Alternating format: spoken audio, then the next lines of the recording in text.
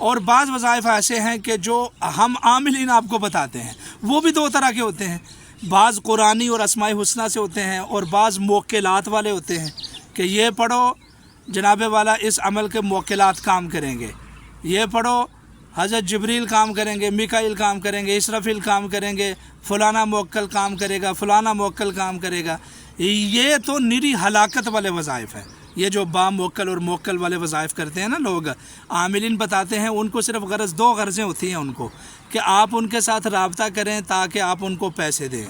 اور دوسری غرض یہ ہوتی ہے کہ ان کے اچھے ویوز آئیں۔ وہ ایک اوٹ پٹانگ سا وظیفہ بتا کر، غیر شرعی وظیفہ بتا کر آپ لوگوں کو اپنے چنگل میں پھنسا لیتے ہیں، اور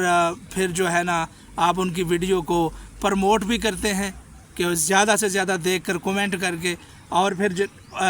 وہ وظیفہ کرتے بھی ہیں تو نقصان اٹھاتے ہیں۔ تو اس لیے جو عاملین وظائف بتاتے ہیں ان سے بچیں۔